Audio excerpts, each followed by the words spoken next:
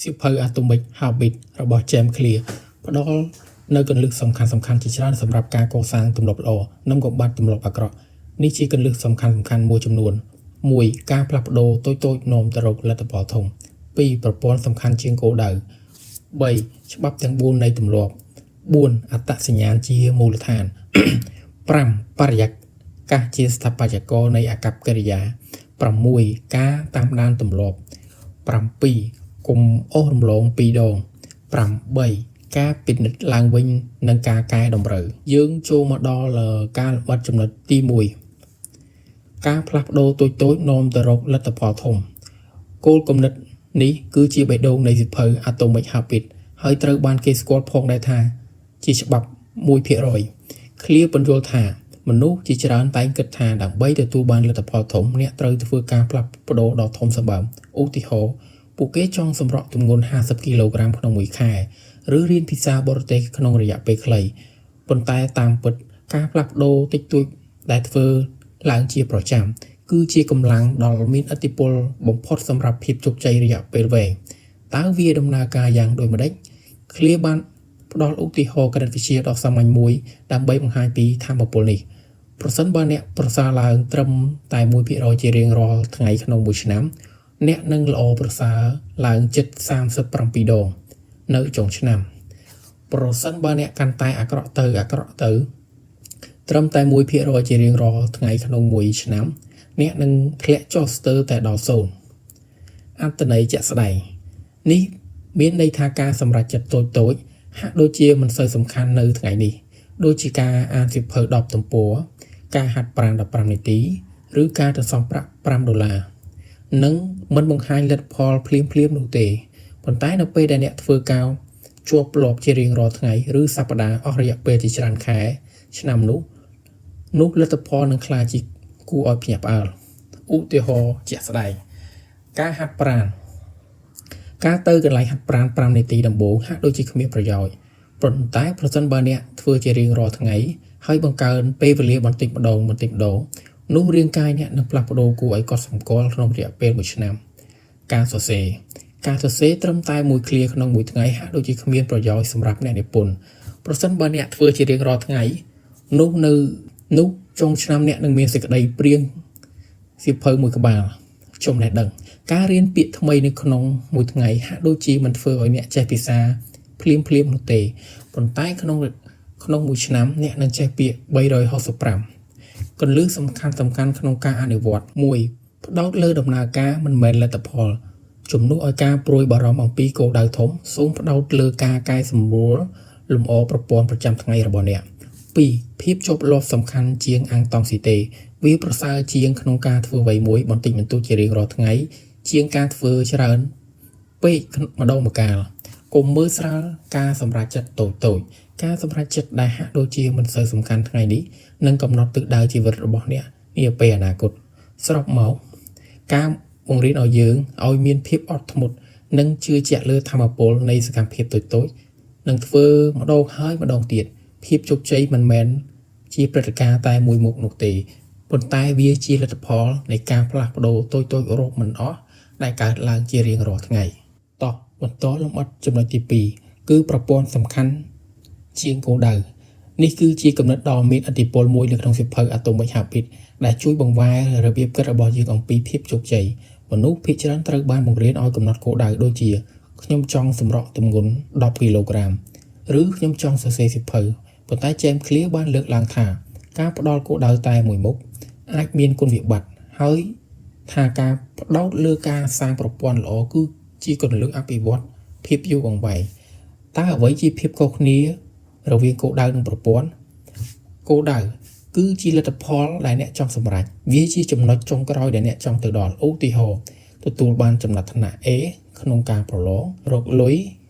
ចំនួនណាមួយក្នុងមួយឆ្នាំឈ្នះការប្រកួតមេដាយមាសប្រព័ន្ធគឺជាសំណុំនៃដំណើរឬទម្លាប់ដែលនាំឲ្យអ្នកទៅដល់លទ្ធផលនោះវាជាផែនការសកម្មភាពជាក់លាក់ដែលអ្នកធ្វើប្រចាំថ្ងៃឧទាហរណ៍សម្រាប់ការប្រឡងយកនីតិ A គឺការសិក្សារាល់ថ្ងៃ1ម៉ោងកំណត់ចំណាំឲ្យបានល្អនិងការធ្វើលំហាត់ម្ដងហើយម្ដងសម្រាប់ការរកលុយឲ្យដល់ កម្រិតណាមួយគឺជាការអភិវឌ្ឍជំនាញនិងការបង្កើតបណ្ដាញទំនាក់ទំនងនិងការផ្ដល់តម្លៃឲ្យអតិថិជនសម្រាប់ការប្រកួតមេដាយមាសគឺជាការវឹកហាត់ប្រចាំថ្ងៃរបបអាហារត្រឹមត្រូវនិងការវិភាគខុសពីចំណុចហេតុអ្វីបានជាប្រព័ន្ធសំខាន់ជាងគោលដៅ James Clear បានបញ្យល់ពីគុណវិបត្តិមួយចំនួននៃការផ្ដោតគោលដៅតែមួយអាចបណ្ដាលឲ្យមានប្រសិទ្ធភាពយូរនៅពេលដែលអ្នកសម្រេចគោលដៅអ្នកនឹងឈប់ធ្វើអ្វីមួយនាំឲ្យអ្នកទៅដល់ទីនោះឧទាហរណ៍បើអ្នកសម្រក់ទម្ងន់បានហើយអាចត្រឡប់ទៅរកចាស់វិញប្រសិនបើអ្នកមិនអាចផ្លាស់ប្ដូរប្រព័ន្ធរបស់អ្នកទេនោះអ្នកនឹងមិនអាចត្រឡប់មកវិញអ្នកឈ្នះនិងអ្នកចាញ់មានគោលដៅដូចគ្នាអ្នកកីឡាទាំងអស់នៅក្នុងការប្រកួតតែងតែចង់ឈ្នះមេដាយមាសប៉ុន្តែមានតែម្នាក់ប៉ុណ្ណោះដែលឈ្នះអ្វីដែលបែងចែកគេគឺប្រព័ន្ធបង្ខាត់និងវិន័យរបស់ពួកគេ3គោលដៅកំណត់សុភមង្គលរបស់អ្នកប្រសិនបើអ្នករងចាំសុភមង្គលរហូតមកដល់អ្នកសម្រេចបានគោលដៅនោះអ្នកនឹងពន្យាពេលសុភមង្គលរបស់អ្នកប្រព័ន្ធអនុញ្ញាតឲ្យអ្នកស្វែងរកភាពរីករាយក្នុងដំណើរការនៃការកែលម្អ4គោលដៅបដិសេធពីវត្តភាពតែលើគោលដៅអាចនាំឲ្យអ្នកមានអារម្មណ៍បរាជ័យរហូតតតែអ្នកដល់គោលដៅ2អ្នកឈ្នះនិងអ្នកចាញ់មានគោលដៅដូចគ្នាអ្នកកីឡាទាំងអស់នៅក្នុងការប្រកួតតែងតែចង់ឈ្នះមេដាយមាសប៉ុន្តែមានតែម្នាក់3គោលដៅកំណត់សុភមង្គលរបស់អ្នកប្រសិនបើអ្នករងចាំសុភមង្គលរហូតមកដល់បានគោលដៅនោះអ្នកនឹងពន្យាពេលសុភមង្គលរបស់អ្នកប្រព័ន្ធមិនអនុញ្ញាតឲ្យអ្នកស្វែងរកសេរីភាពដំណើរការនៃការកែលម្អ4របៀបកសាងប្រព័ន្ធឲ្យមានប្រសិទ្ធភាពដើម្បីផ្លាស់ប្ដូរពីភាពផ្ដោតលើគោលដៅទៅប្រព័ន្ធអ្នកត្រូវកំណត់អត្តសញ្ញាណដែលអ្នកចង់ក្លាយជាជំនួសឲ្យខ្ញុំចង់អានសៀវភៅមួយក្បាលសូមគិតថាខ្ញុំជាអ្នកអានសៀវភៅប្រព័ន្ធរបស់អ្នកជួយពង្រឹងអត្តសញ្ញាណនេះ2បង្កើតទម្លាប់តូចៗប្រើប្រាស់ច្បាប់ទាំង4នៃទម្លាប់ដើម្បីកសាងទម្លាប់គ្រប់គ្រងដល់ប្រព័ន្ធរបស់អ្នកវាស់វែងវឌ្ឍនភាពប្រព័ន្ធជំនួសឲ្យការវាស់វែងតែលទ្ធផលចុងក្រោយសូមតាមដានតើអ្នកបានធ្វើប្រព័ន្ធរបស់អ្នកបានល្អប៉ុណ្ណាឧទាហរណ៍តើអ្នកចង់អានសៀវភៅប៉ុន្មាននាទីក្នុងមួយថ្ងៃសរុបមកការផ្ដោតលើប្រព័ន្ធមានន័យថាការស្រឡាញ់ដំណើរការនៃការកែលម្អនៅពេលដែលអ្នកមានប្រព័ន្ធល្អលទ្ធផលនឹងកើតឡើងដោយស្វ័យប្រវត្តិClearនិយាយថា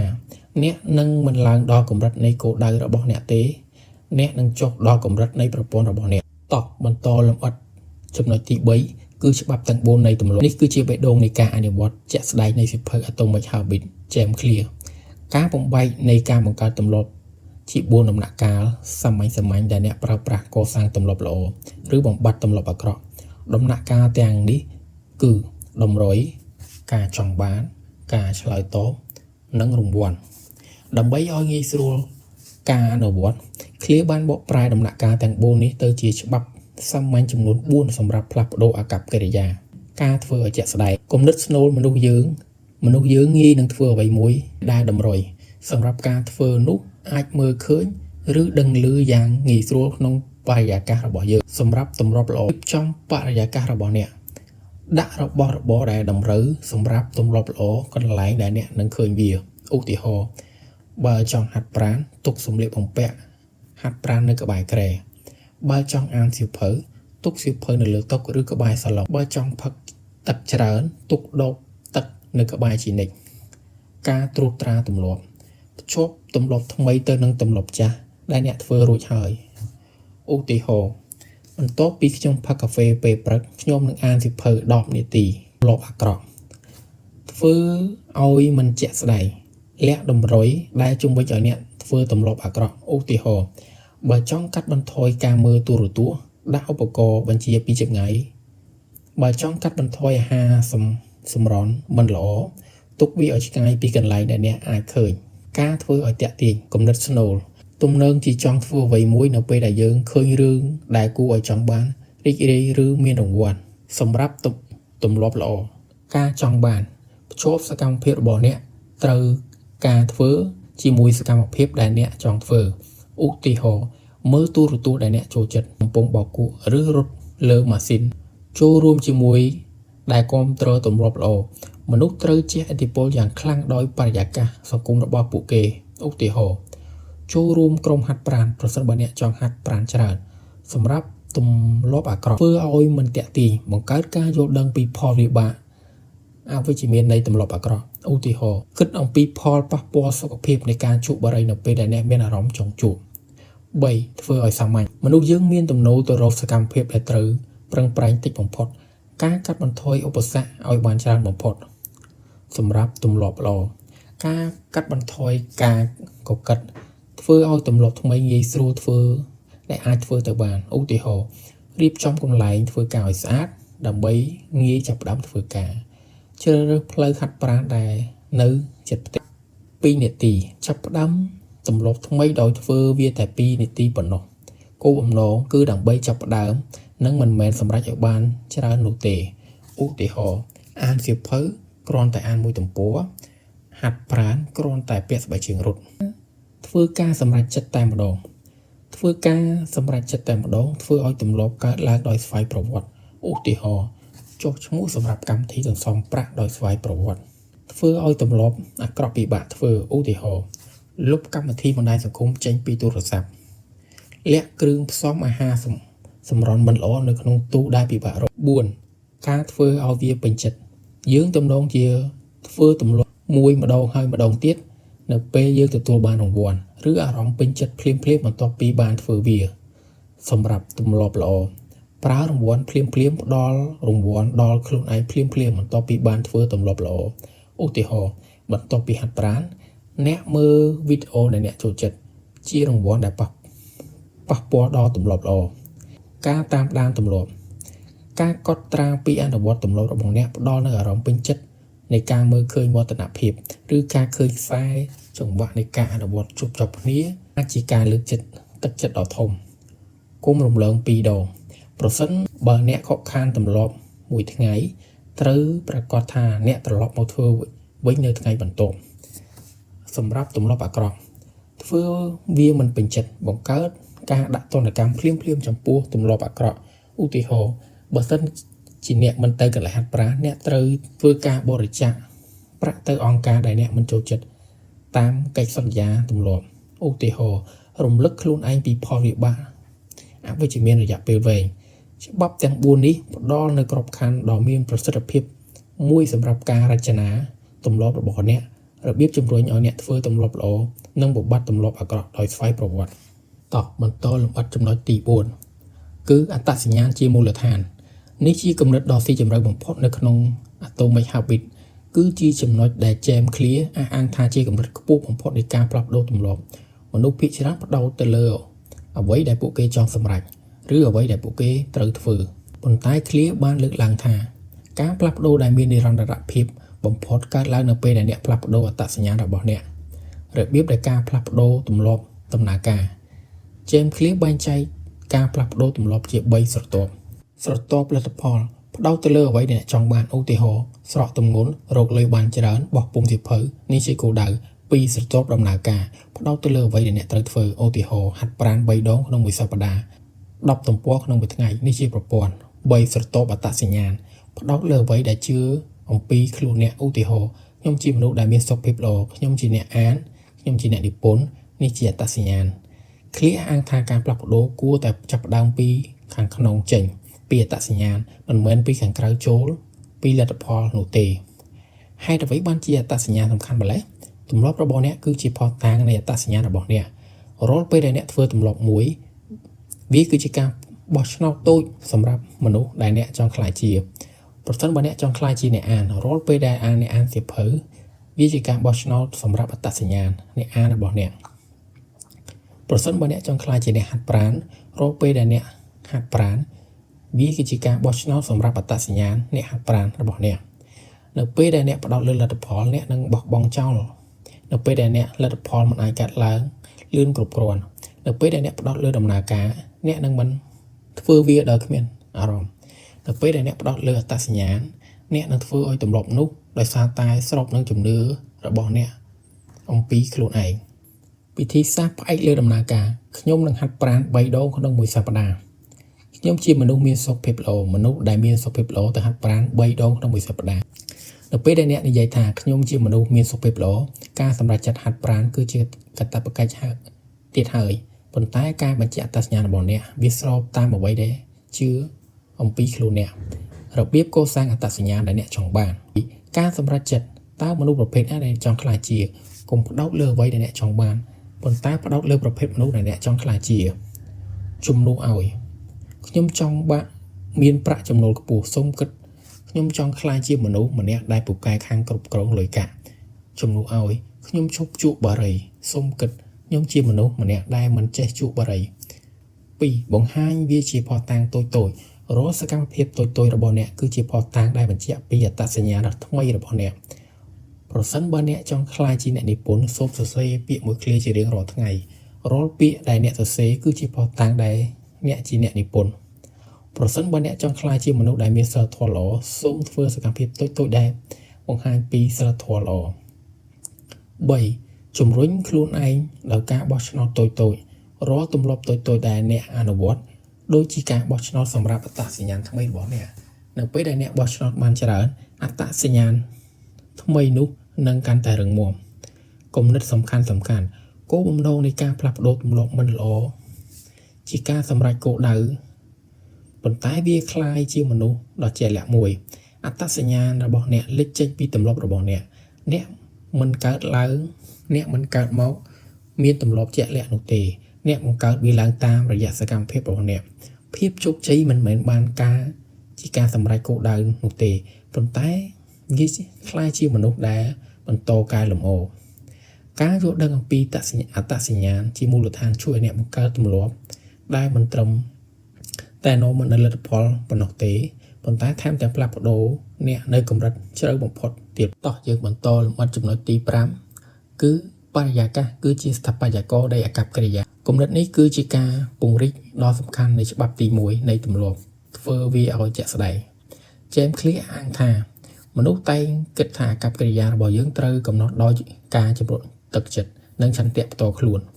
ប៉ុន្តែតាមពិតបរិយាកាសរបស់យើងមានឥទ្ធិពលដ៏ធំសម្បើមទៅលើអ្វីដែលយើងធ្វើបរិយាកាសកំណត់តើតម្រុយសម្រាប់ទម្លាប់របស់យើងនឹងជាក់ស្ដែងតាក់ទាញសាមញ្ញឬពិបាកប៉ុណ្ណាហេតុអ្វីបានជាបរិយាកាសសំខាន់ម្ល៉េះយើងជាសត្វដែលឆ្លើយតបទៅនឹងបរិយាកាសខួរក្បាលរបស់យើងទៅរចនាឡើងដើម្បីចាប់យកតម្រុយពីបរិយាកាសជុំវិញខ្លួនយើងរាល់វត្ថុដែលយើងឃើញសំឡេងយើងឮក្លិនដែលយើងធំក្លិនអាចជាតម្រុយជំរុញឲ្យយើងធ្វើសកម្មភាពណាមួយបរិយាកាសអាចជាស្ថាបត្យករនៃជំរើសរបស់យើងនៅពេលដែលយើងរៀបចំបរិយាកាសរបស់យើងតាមរបៀបត្រឹមត្រូវវានឹងធ្វើឲ្យទម្លាប់ងាយស្រួលធ្វើនិងទម្លាប់អាក្រក់ពិបាកធ្វើអ្នកនឹងមិនចាំបាច់ពឹងផ្អែកលើឆន្ទៈរឹងមាំជានិច្ចនោះទេបរិយាកាសមើលមិនឃើញតែមានឥទ្ធិពលជារឿយយើងមិនដឹងថាបរិយាកាសរបស់យើងកំពុងជះឥទ្ធិពលទៅលើយើងយ៉ាងដូចម្ដេចនោះទេឧទាហរណ៍វត្តមាននៃអាហារសម្រក់ទម្ងន់នៅក្បែរដៃធ្វើឲ្យយើងញ៉ាំវាដោយមិនគិតរបៀបរៀបចំបរិយាកាសរបស់អ្នកដើម្បីគ្រប់គ្រងទម្លាប់ល្អរៀបចំកន្លែងទម្លាប់សម្រាប់ទម្លាប់ដែលអ្នកចង់បានធ្វើវាឲ្យជាក់ស្ដែងដាក់របស់របរចាំបាច់នៅកន្លែងដែលអ្នកចង់ឃើញវាឧទាហរណ៍បើចង់ហាត់ប្រាណទុកស្បែកជើងនិងសម្លៀកបំពាក់នៅក្បែរមាត់ទ្វារបើចង់អានទុកសៀវភៅនៅលើតុបាយឬតុការងារបើចង់លេងហ្គីតាទុកហ្គីតាចេញពីប្រអប់ហើយដាក់នៅកន្លែងដែលអ្នកដើរឆ្លងកាត់ធ្វើវាឲ្យសាមញ្ញកាត់បន្ថយចំនួនជំហានដែលធ្វើដើម្បីចាប់ផ្ដើមទម្លាប់ឧទាហរណ៍រៀបចំកាហ្វេពីយប់មិញ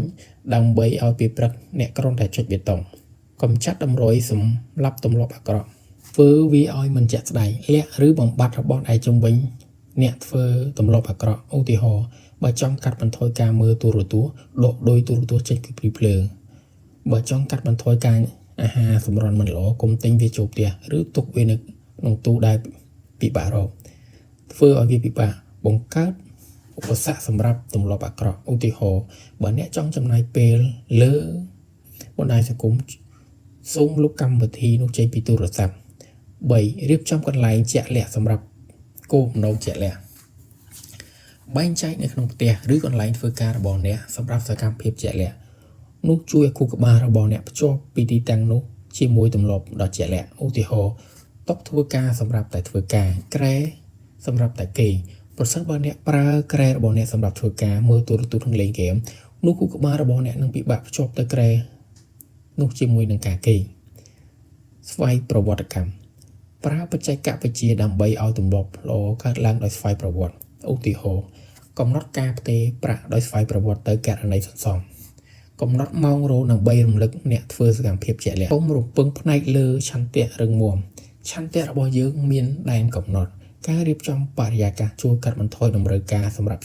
ឆន្ទៈការរចនាបរិយាកាសគឺជាការរចនាជោគវាសនារបស់អ្នកតាមរយៈការផ្លាស់ប្ដូរបរិយាកាសរបស់អ្នកកំពុងតែរចនាផ្លូវសម្រាប់អកប្បកិរិយាដែលអ្នកចង់បានការផ្លាស់ប្ដូរបរិយាកាសគឺជាយុទ្ធសាស្ត្រធ្វើការសម្រេចចិត្តតែម្ដងដែលមានឥទ្ធិពលយូរអង្វែងនៅពេលដែលអ្នករៀបចំវាហើយអ្នកនឹងមិនចាំបាច់គិតអំពីវាម្ដងទៀតទេ James Clear បញ្ជាក់ថាប្រសិនបើអ្នកចង់ឲ្យទម្លាប់ក្លាយជាផ្នែកដ៏ធំមួយនៃជីវិតរបស់អ្នក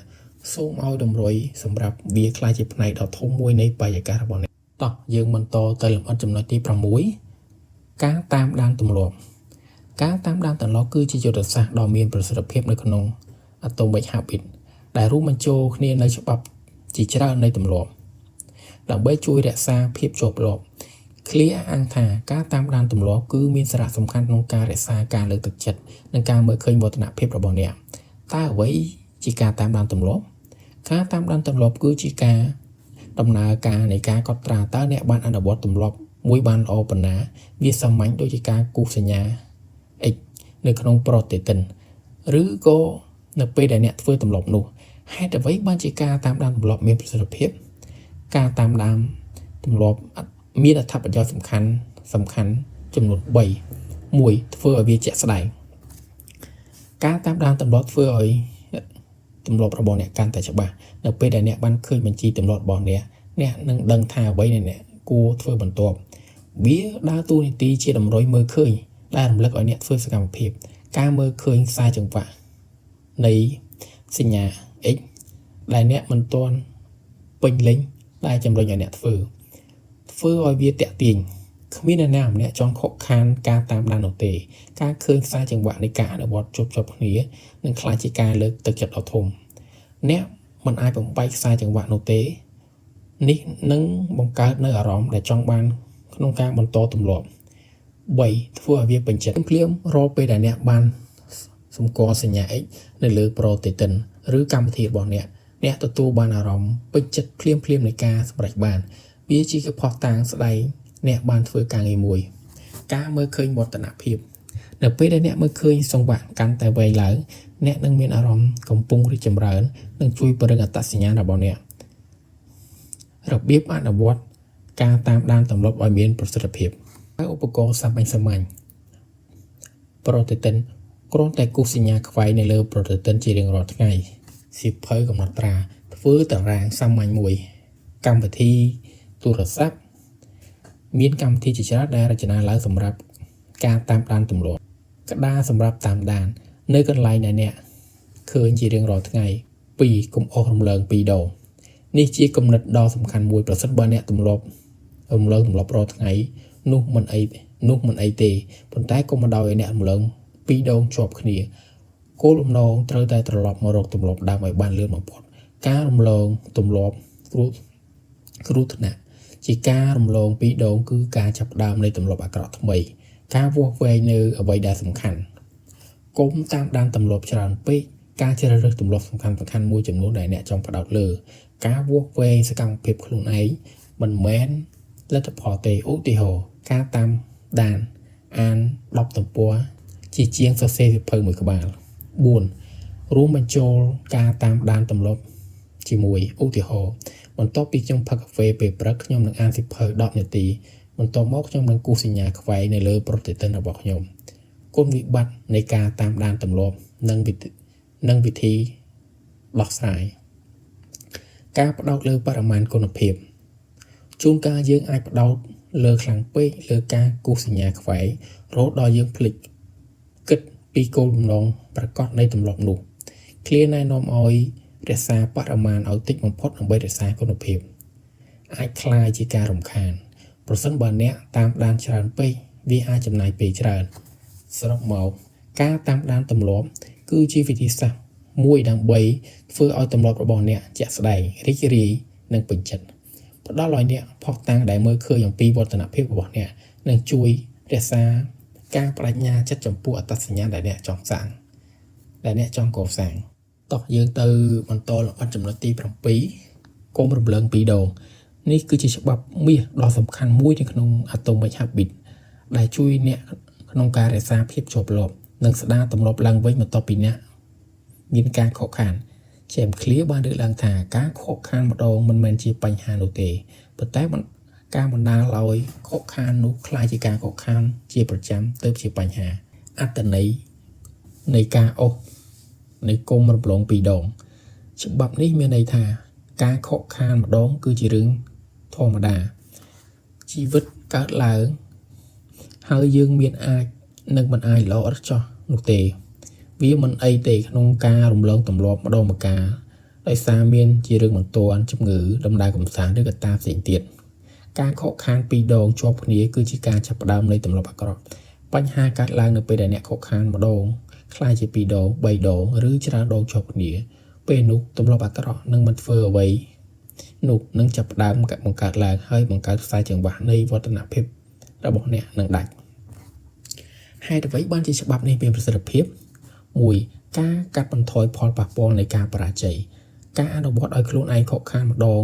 គឺជាការទទួលយកភាពជាមនុស្សប៉ុន្តែត្រឡប់មកវិញភ្លាមជួយការពារខូចខាតរយៈពេលវែងចំពោះវឌ្ឍនភាពនិងអត្តសញ្ញាណរបស់អ្នក2រក្សាលំនាំ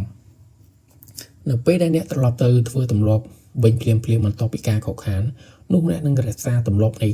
ការបន្តធ្វើវានឹងជួយការពារអ្នកបាត់បង់ពីការលើកទឹកចិត្តទាំងស្រុង3ពង្រឹងអត្តសញ្ញាណរាល់ពេលដែលអ្នករំលងត្រឡប់វិញអ្នកកំពុងបញ្ជាក់ខ្ញុំជាមនុស្សម្នាក់ដែលមិនបោះបង់ទម្លាប់របស់ខ្ញុំទោះមានអ្វីកើតឡើងក៏ដោយនេះពង្រឹងអត្តសញ្ញាណដែលអ្នកចង់កសាង4ការពារពីរង្វង់បិសាចប្រសិនបើអ្នកចង់រំលងម្ដងបន្ទាប់ពីមានអារម្មណ៍ថាខ្ញុំបានខូចវាហើយដូច្នេះខ្ញុំអាចបោះបង់ចោលបាននោះអ្នកនឹងធ្លាក់ចូលក្នុងរង្វង់បិសាចនៃការបរាជ័យជួយបំបែករង្វាន់នេះរបៀបអនុវត្តច្បាប់កុំរំលងពីរដងទទួលស្គាល់ការខកខាននៅពេលដែលអ្នកដឹងថាបានរំលងទម្លាប់មួយទទួលស្គាល់ថាវាដោយមិនដឹងវិនិច្ឆ័យខ្លួនឯងខ្លាំងពេក2ធ្វើផែនការសម្រាប់ថ្ងៃបន្ទាប់ជំនួសឲ្យការព្រួយបារម្ភអំពីអ្វីដែលបានកើតឡើងសូមផ្ដោតលើអ្វីដែលអ្នកនឹងធ្វើនៅថ្ងៃស្អែក3ធ្វើឲ្យបានឆាប់ដែលអាចធ្វើទៅបានគោលដៅត្រូវត្រឡប់ទៅរកទម្លាប់នោះវិញឲ្យដោយឱកាសដំបូងកុំរងចាំរហូតដល់សប្តាហ៍ក្រោយឬខែក្រោយ4ប្រើច្បាប់2នាទីប្រសិនបើអ្នកមានការលំបាកចាប់ផ្ដើមម្ដងទៀតចូលប្រើច្បាប់2នាទីគ្រាន់តែធ្វើផ្នែកតូចនៃទម្លាប់នោះឧទាហរណ៍គ្រាន់តែពាក់ស្បែកជើងរត់ឬគ្រាន់តែបើកសៀវភៅគោលបំណងគឺដើម្បីបំបែកខ្សែចង្វាក់នៃការខកខានដើម្បីចាប់ផ្ដើមខ្សែចង្វាក់ថ្មីប្រើការតាមដានទម្លាប់ដើម្បីជួយមើលឃើញសញ្ញាខ្វែង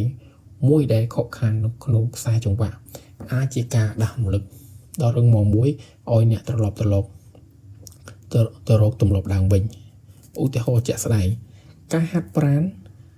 អ្នកមានកម្រោងហាត់ប្រាណនៅថ្ងៃច័ន្ទប៉ុន្តែអ្នករវល់ខ្លាំងរហូតទៅមិនបានជំនួសឲ្យការគិតថាខ្ញុំបានខូចហើយសូមគិតថាខ្ញុំនឹងត្រឡប់មកហាត់ប្រាណនៅថ្ងៃអង្គារវិញការអានអ្នកនឹងខកខាននៅយុគនេះកុំបារម្ភគ្រាន់តែធ្វើឲ្យប្រកាសថាអ្នកនឹងអានវានៅថ្ងៃស្អែកវិញសរុបមកច្បាប់កុំរំលងពីរដងគឺជាគន្លឹះមួយដែលសម្រាប់រក្សាភាពជាប់លាប់រយៈពេលវែងវាបង្រៀនឲ្យយើងមានភាពបត់បែនទទួលយកភាពល្អមិនល្អឥតខ្ចោះនិងបន្តទៅមុខទៀតទោះបីជាមានការខកខានម្ដងម្កាលក៏ដោយគោលបំណងមិនមែនជាការល្អឥតខ្ចោះនោះទេប៉ុន្តែវាជាការមិនបោះបង់ទាំងស្រុងតោះបន្តលម្អិតចំណុចទី7ទី8ការពិនិត្យឡើងវិញនៃការកែតម្រូវនេះគឺជាចំណុចចុងក្រោយមួយក្នុងចំណោមគន្លឹះសំខាន់របស់ Atomic Habits ហើយវាជាគន្លឹះសម្រាប់ធានាប្រព័ន្ធទម្លាប់របស់អ្នកនៅពេលមានប្រសិទ្ធភាពនិងរីកចម្រើនទៅមុខក្នុងរយៈពេលវែង James Clear បញ្ជាក់ថាទម្លាប់មិនមែនជាអ្វីដែលបង្កើតតែម្ដងហើយបន្ទាប់មកបំភ្លេចចោលនោះទេវាត្រូវការថែទាំការផ្ដិតឡើងវិញការកែតម្រូវជាប្រចាំ haiអ្វីបានជាការប្រឌិតឡើងវិញនឹងការតម្រូវសំខាន់មួយជាវិងការធ្លាក់ចុះយឺតយូរទៅទម្លាប់ល្អអាចនឹងធ្លាក់ចុះហើយទម្លាប់អាក្រក់នឹងរឹតឡើងបន្តិចម្ដងការពិនិត្យឡើងវិញជួយអ្នកចាប់បានការផ្លាស់ប្ដូរទាំងនេះមុនពេលវាคล้ายជាបញ្ហាធំ2បរិយាកាសនិងកលៈទេសៈផ្លាស់ប្ដូរជីវិតរបស់អ្នកនឹងផ្លាស់ប្ដូរការងារថ្មីទីកន្លែងថ្មីទំនាក់ទំនងថ្មីឬបញ្ហាសុខភាពដែលអាចប៉ះពាល់ទម្លាប់របស់អ្នកការពិនិត្យឡើងវិញអនុញ្ញាតឲ្យអ្នកសម្របទៅតាមការផ្លាស់ប្ដូរនេះ3ជៀសវាងការធុញទ្រាន់ការធ្វើរឿងដដែលម្ដងហើយម្ដងទៀតនាំឲ្យអ្នកមានការធុញទ្រាន់ការកែតម្រូវជួយរក្សាទម្លាប់ឲ្យគួរចាប់អារម្មណ៍និងប្រឈម4បន្តការលូតលាស់ប្រសិនបើអ្នកមិនពិនិត្យមើលនឹងការតម្រូវប្រព័ន្ធរបស់អ្នកទេអ្នកនឹងឈប់រីកចម្រើនការពិនិត្យមើលឡើងវិញគឺជាឱកាសមួយដើម្បីកំណត់អត្តសញ្ញាណកម្មវិធីថ្មីដើម្បីកែលម្អរបៀបអនុវត្តនិងពិនិត្យឡើងវិញនៃការកែតម្រូវឃ្លាណែនាំឲ្យអនុវត្តវិធីសាស្ត្រនេះតាមការកំណត់ដូចជាការពិនិត្យមើលឡើងវិញប្រចាំត្រីមាសឬប្រចាំឆ្នាំការវិតម្លៃទម្លាប់ប្រចាំខែប្រចាំការឆ្លុះបញ្ចាំងពីអត្តសញ្ញាណសួរខ្លួនឯងថាតើមនុស្សប្រភេទណាដែលខ្ញុំចង់ខ្លាចជានិងតើខ្ញុំខ្លាចជាមនុស្សប្រភេទនោះទេតើអ្នកជួយឲ្យត្រឡប់ទៅរកឫសគល់នៃអត្តសញ្ញាណជាមូលដ្ឋានវិញការវិតម្លៃជាប្រព័ន្ធពិនិត្យមើលទម្លាប់របស់អ្នកម្ដងមួយតើទម្លាប់ល្អណាមួយដែលបង្កើតឡើងនៅពេលថ្មីនេះតើទម្លាប់ណាមួយដែលខ្ញុំគួរចាត់ចោលតើខ្ញុំកំពុងរីកចម្រើនក្នុងវិស័យណាខ្លះនៃជីវិតរបស់ខ្ញុំតើខ្ញុំកំពុងចំពុកជើងដួលនៅកន្លែងណាខ្លះតើអ្វីជាការកែលម្អ1%បន្តដែលខ្ញុំអាចធ្វើបាន2ប្រើបានបន្ទុកទម្លាប់បង្កើតបញ្ជីទម្លាប់ប្រចាំថ្ងៃរបស់អ្នកទម្លាប់សម្រាប់ទម្លាប់ល្អសម្រាប់ទម្លាប់អាក្រក់សម្រាប់ទម្លាប់អព្យាក្រឹតនេះជួយធ្វើអ្នកបានមើលឃើញឲ្យច្បាស់នៅអ្វីដែលអ្នកកំពុងធ្វើហើយកំណត់អត្តសញ្ញាណកន្លែងដែលត្រូវកែលម្អ3កំណត់អត្តសញ្ញាណបញ្ហានិងដំណោះស្រាយប្រសិនបើទម្លាប់មួយមិនដំណើរការចូលវាពីហេតុអ្វីតើវាដោយសារពិបាកពេកនឹងមិនតាក់ទាញគ្រប់គ្រាន់មិនជាក់ស្ដែងឬមិនផ្ដល់រង្វាន់គ្រប់គ្រាន់មែនទេប្រើច្បាប់ទាំង4នៃទម្លាប់ដើម្បីកែតម្រូវវាតើខ្ញុំអាចរៀបចំបរិយាកាសប្រសើរជាងមុនបានទេតើខ្ញុំអាចធ្វើឲ្យវារីករាយនិងភ្ជាប់ជាមួយនឹងអ្វីដែលខ្ញុំចូលចិត្តបានទេតើខ្ញុំអាចបំបែកវាជាជំហានតូចជាងមុនបានទេតើខ្ញុំអាចប្រើច្បាប់2នាទីបានទេតើខ្ញុំអាចបន្ថែមតូចមួយភ្លាមបានទេ4ពិសោធន៍និងសម្របខ្លួនកុំខ្លាចក្នុងការកសាងសាកល្បងយុទ្ធសាស្ត្រថ្មីអ្វីដែលដំណើរការសម្រាប់មនុស្សម្នាក់អាចនឹងមិនដំណើរការសម្រាប់អ្នកទេចាត់ទុកជីវិតរបស់អ្នកជាមន្ទីរពិសោធន៍ហើយខ្លួនអ្នកជាវិទ្យាសាស្ត្រពិសោធន៍មើលលទ្ធផលហើយកែតម្រូវឧទាហរណ៍ជាក់ស្ដែងការអានអ្នកបានកំណត់ទម្លាប់30នាទីក្នុងមួយថ្ងៃប៉ុន្តែអ្នកតែងតែរំលងវាក្នុងការពិនិត្យឡើងវិញអ្នកអាចសម្រេចចិត្តថា30នាទីនឹងគឺច្រើនពេកហើយកែតម្រូវទៅជា15នាទីឬច្បាប់2នាទីដើម្បីបើកសៀវភៅការសន្សំប្រាក់អ្នកមានទម្លាប់សន្សំប្រាក់ដោយស្វ័យប្រវត្តិប៉ុន្តែអ្នកសម្គាល់ឃើញថាករណីរបស់អ្នកមិនរីកចម្រើនគ្រប់គ្រាន់ក្នុងការពិនិត្យឡើងវិញអ្នកអាចសម្រេចចិត្តបង្កើនចំនួនទុកប្រាក់ដែលត្រូវសន្សំជាដោយស្វ័យសរុបមកការពិនិត្យឡើងវិញនឹងការកែតម្រូវគឺជាដំណាក់កាលចុងក្រោយដ៏សំខាន់ដែលធ្វើឲ្យប្រព័ន្ធរបស់អ្នករស់រានមានជីវិតនិងរីកចម្រើនវាធានានឹងបន្តធ្វើការកែលម្អ1%ជានិច្ចហើយសម្របខ្លួនទៅនឹងការផ្លាស់ប្ដូរនៃជីវិតវាជាការបង្ហាញមិនមែនជាគោលដៅចុងក្រោយនោះទេប៉ុន្តែវាជាការបដិញ្ញាចិត្តចំពោះការកែលម្អបន្តដែលនាំឲ្យមានភាពជោគជ័យយូរអង្វែង